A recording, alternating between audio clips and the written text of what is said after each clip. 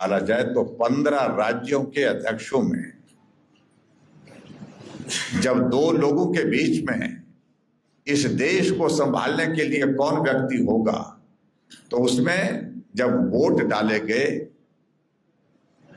तो 14 वोट सरदार वल्लभ भाई पटेल जी को मिले, एक वोट कांग्रेस का, एक वोट जो है वो नेहरू के पक्ष में था। ये इतिहास का हिस्सा है। लेकिन नेहरू जी हर हालत में चाहते थे कि मैं शासन करूं। नेहरू जी गांधी जी के पास गए कि बहुमत मेरे पक्ष में नहीं है, मैं जानता हूं, लेकिन उसके बावजूद भी मैं चाहता हूं कि बागडोर मेरे हाथ में आए। और ऐसी सूरत में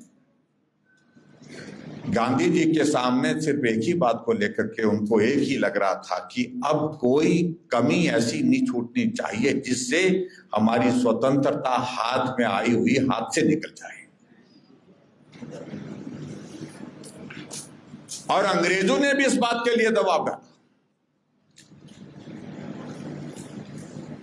क्योंकि कल्चर के हिसाब से, विचार के हिसाब से, विचारधारा के हिसाब से अंग्रेजों को लगता था कि नेहरू देश के प्रधानमंत्री बनेंगे तो ये एक तरह का शासन हमारा ही चलेगा, क्योंकि वो हमारे विचार से मिलते हैं, वो हमारे कल्चर से मिलते हैं। अगर सरदार वल्लभ भाई पटेल जी अगर देश के प्रधानमंत्री बना दिए जाते हैं तो हमारे अनुरूप चीजें इस देश के अंदर होना बंद हो जाएगी। और इसके बाद फिर आगे बढ़ करके जो चीज हुई कि आखिरकार गांधी जी के पास नेहरू जी गए, गांधी जी के पास उनने कहा कि बहुमत इस तरह जा रहा है, लेकिन बनना तो मुझे है। आप जो है वो सरदार वल्लभ भाई पटेल जी को बुलाइए और उन्हें कहिए कि वो अपना नाम वापिस लें।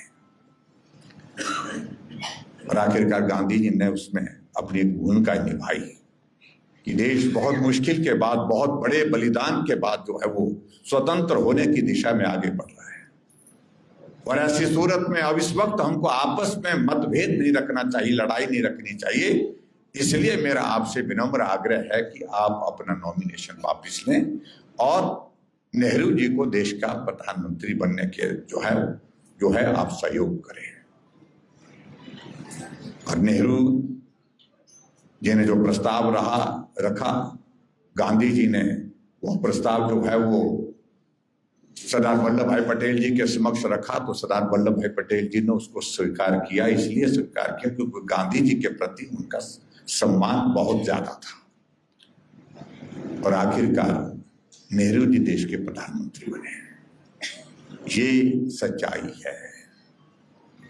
हमसे जुड़े रहने के लिए हमारे YouTube चैनल को सब्सक्राइब करें और नई वीडियो की नोटिफिकेशन के लिए बेल आइकॉन को दबाएं।